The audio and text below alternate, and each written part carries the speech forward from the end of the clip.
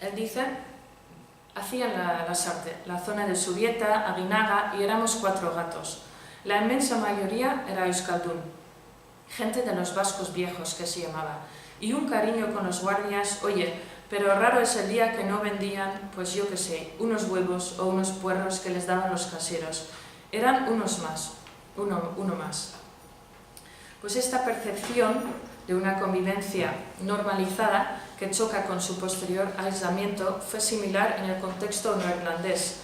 David Temple, que perdió a su hermano William en un atentado en Cloughie, en el condado de Londonderry, en el 72, de que IRA jamás reconoció su autoría, habla con cariño de la comunidad de por aquel entonces, cuando hasta el año 69 no importaba tanto si eras protestante o católico. Según él, esto significa que para el estallido de la violencia, pues no importa tanto la preexistencia de una sociedad compleja o mixta, sino el uso que se haga de esas diferencias en discursos de odio, algunos de los cuales pueden prender bajo ciertas circunstancias. Bueno, después de que ETA tomara la decisión de eliminar físicamente al enemigo, la organización terrorista consiguió aumentar relativamente rápido su impacto mediático y fue ganando un respaldo social en los años que siguieron a la puesta en marcha de su espiral acción-reacción en 1968. Ese mismo año estallaron los Troubles en Irlanda del Norte. La coincidencia no es casual, se marca en una tercera oleada de terrorismo que afectó a diferentes países con el protagonismo de una nueva generación de jóvenes que no habían conocido los estragos de la Segunda Guerra Mundial. Y los que optaron por la vía de las armas contaban con un bagaje político muy radical, estimulado en torno a las rupturas sociales y culturales del 68. Tras una marcha pacífica, el 24 de agosto del 68, en el condado de Tyrone, organizada por el movimiento norirlandés por los derechos civiles para llamar la atención sobre el reparto desigual de las viviendas, la que se celebró el 5 de octubre en Derry, acabó en enfrentamiento con la policía. Este movimiento, que comprendía varias asociaciones, era antiunionista, pero no sectario, ya que esperaba ganar a la parte de la población protestante para su causa. Se originó dentro del viejo IRA y de las Wolftown Societies. Eran grupos de discusión radicales republicanos, con la intención de desestabilizar el Estado norirlandés. En el periódico Anarchy se publicó un póster con motivo de los sucesos del 5 de octubre, en el cual se veía a la policía pegando a los manifestantes. La imagen iba acompañada de los términos Fascist Ulster y Pigs. Esta representación, con sus respectivos calificativos denigrantes, constituye un ejemplo temprano de la etiquetación política negativa y de la deshumanización de los miembros de las fuerzas de seguridad. Y además nos demuestra que el proceso de deslegitimación se estaba desarrollando en paralelo con la aparición de brotes de violencia real, ¿no? Las marchas del movimiento por los derechos civiles contribuyeron a que el gobierno británico acabara priorizando el tema de Irlanda del Norte y al mismo tiempo provocaron una mayor polarización sectaria entre católicos y protestantes. El 4 de enero del 69, en una nueva marcha de People's Democracy, los lealistas, algunos de ellos miembros de Policía Especial del Ulster, USC, atacaron a los manifestantes en Burntollet Bridge, cerca de Derry. El empleo de una violencia desmesurada por la policía, incluyendo las muertes que causaba, fueron entendidos por gran parte de los católicos como prueba de la actitud hostil del Estado norirlandés contra una parte de sus ciudadanos. Y tampoco ayudó que en 69 solamente el 11% de los miembros de la Policía Real del Ulster, la RUC, fueran católicos, y que los B-Specials únicamente integraran a protestantes. La unidad de los B-Specials, creada por el gobierno unionista en 1920 y abolida en el 70, tuvo como principal tarea combatir el IRA y se ganó una reputación de ser extremadamente sectaria y sembró miedo y odio entre los católicos. Las condiciones de seguridad empeoraron de tal manera que el ejército británico terminó interviniendo, después de los nuevos y graves enfrentamientos de agosto del 69. Al principio fue bien recibido. Muchos católicos preferían su presencia a la de la policía, que era señalada por estos como la mayor culpable del estallido violento del 68 y 69. People's Democracy manifestó en algún póster esta fe previa en el papel protector del ejército. Fue en el año 69 cuando se constituyó el IRA provisional, desde una sensación de necesidad, de defensa y resistencia de la comunidad católica. El Sinn Féin fue su brazo político y Unpublished Republican News sus órganos de prensa. La intervención del ejército británico fue un factor muy importante para explicar su fundación. Un objetivo clave del IRA era acabar con la presencia de los bastardos de Orange, o los británicos en general, como venganza por el acoso de sus soldados. Gracias a su análisis de las motivaciones que tuvieron sus miembros y exmiembros para ingresar en el IRA, Rogelio Alonso comprueba que a finales de los años 60 y durante los 70 hubo una limitada influencia del denominado republicanismo tradicional y que las circunstancias de ese momento tenían tanta o más importancia en la decisión de entrar en la organización terrorista. Con la imposición del toque de queda en el área de Falls en Belfast, que dejó vía libre para entrar en las casas para incautar las armas sin circulación, el ejército dejó definitivamente de ser visto como un protector de la comunidad católica. Este cambio de actitud se refleja claramente en un póster de Sinn Féin del año 70, acompañado por el mensaje "Don't fraternize". En la imagen que animaba a tomar distancia a los soldados aparecía un ciudadano no armado, tumbado en el suelo, sin poder levantarse porque lo impedía el arma que manejaba el otro. Del último solo se veían las botas, ya que se había convertido en una especie de represor de uniforme sin rostro.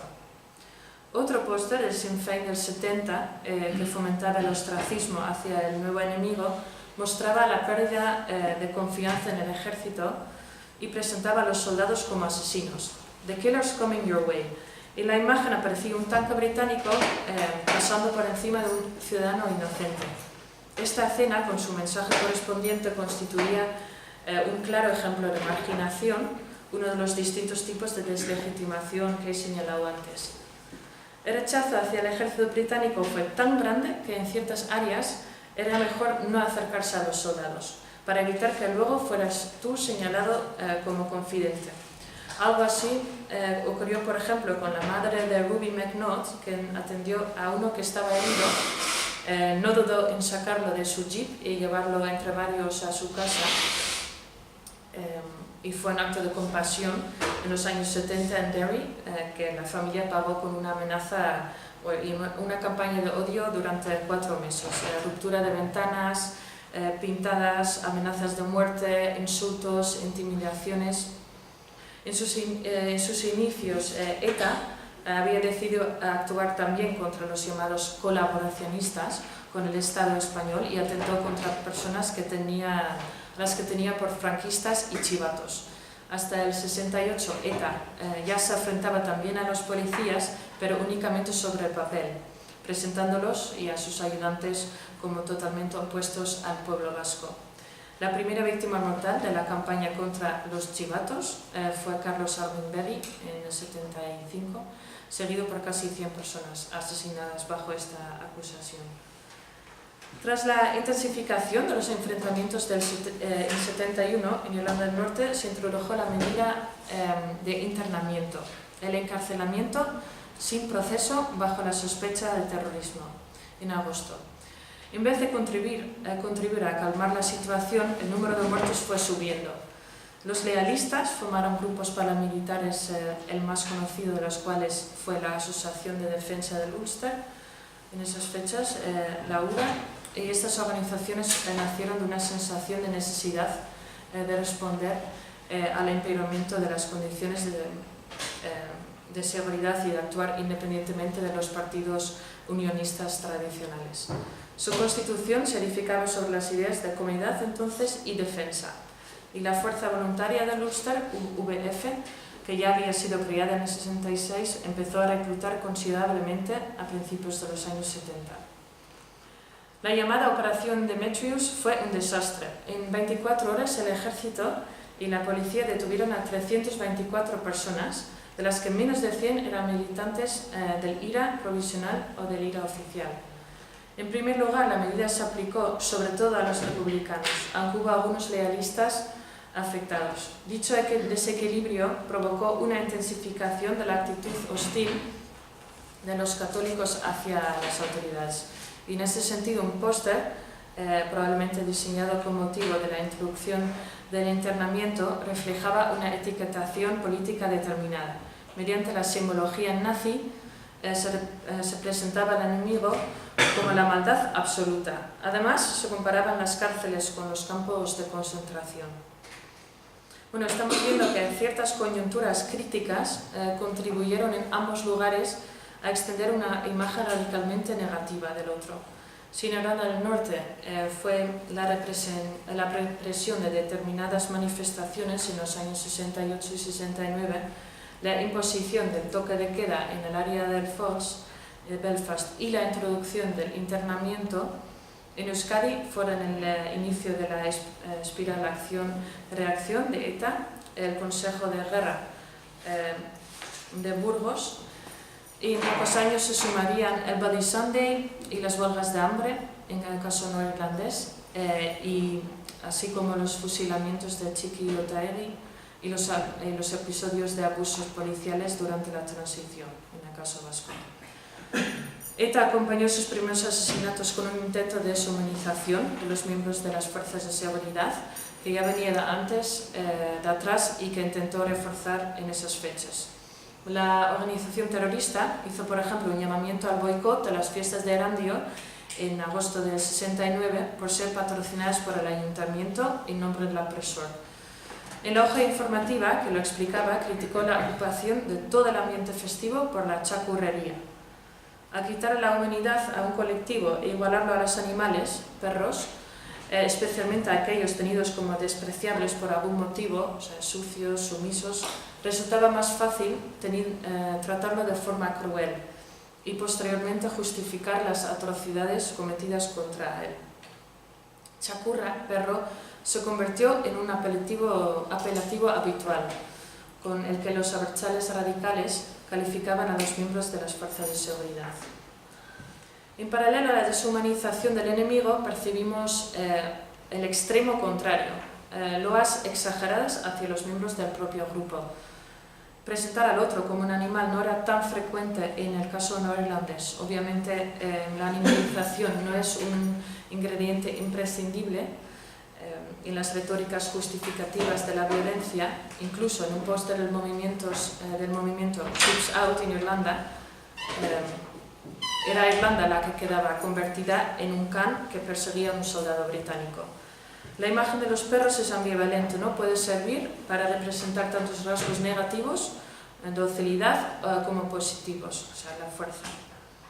El 30 de enero de 1972, el Movimiento por los Derechos Civiles organizó una marcha en Derry en contra del internamiento, y las protestas terminaron con enfrentamientos entre los manifestantes y los soldados. Un batallón de paracaidistas mató a 14 ciudadanos católicos. Dichos sucesos, que conocemos bajo el nombre de Bloody Sunday, aumentaron considerablemente el apoyo entre la comunidad católica hacia el uso de la violencia, y específicamente contra las fuerzas de seguridad y los militares. En un póster del 73, para conmemorar el primer aniversario de Bloody Sunday, el enemigo transmitía miedo, ya que iba armado de uniforme y mostraba malas intenciones, mientras que la víctima simbolizaba la pura inocencia y evocaba compasión. Tras anular el poder que ejercía el Parlamento de Belfast y decidir ejercerlo directamente desde Londres, en marzo de 72, el gobierno británico inició un diálogo con algunos miembros del IRA provisional, pero no obtuvo el resultado deseado. De hecho, es que el periodo inmediatamente posterior fue el más sangriento en los Troubles. En agosto del 72, la RUC divulgó un póster para animar a los ciudadanos a compartir información sobre los crímenes que se estaban cometiendo. Con esta campaña, que fue retomada en varias ocasiones en los años 70, quería difundir una imagen de los policías como personas cercanas, capacitadas para proteger a la población. Se solía insistir en que eran los terroristas que mataban, no ellos, y que como agente de la RUC hacías una contribución muy importante a tu comunidad. Pues con un guardia civil, un miembro de la Policía Nacional, un taxista y un policía local ya asesinados, ETA dejó claro en el año 73, su intención de seguir golpeando al enemigo. En Abu Dhabi, de abril, es un órgano suyo, publicó una lista de las matrículas y marcas de coches que usaba la policía en Pamplona junto a la caricatura de un agente obeso y con aspecto de tonto. La caracterización iba acompañada de una invitación a los vecinos para identificar al otro. A finales de este año, ETA mató al presidente del gobierno de España, el almirante Luis Carrero Blanco, y importantes sectores del antifranquismo aplaudieron el asesinato por la entidad de la víctima. Pero en el 74 ETA cometió su primera masacre indiscriminada en la cafetería Rolando de Madrid. Su objetivo era matar al mayor número posible de trabajadores de la cercana Dirección General de Seguridad que solían tomar algo ahí. Murieron 13 clientes y trabajadores del local. En dicho año, ETA proclamó que todos los miembros de las FUP, sin excepciones, serían ahora objetivos legítimos. Los llamados grupos incontrolados y de la extrema derecha con conexiones con las fuerzas de seguridad también empezaron a usar la violencia desde comienzos de las décadas de los 70 contra los antifranquistas. En su caso, primero mediante palizas, causando daños materiales, etc. Bueno, la represión era un elemento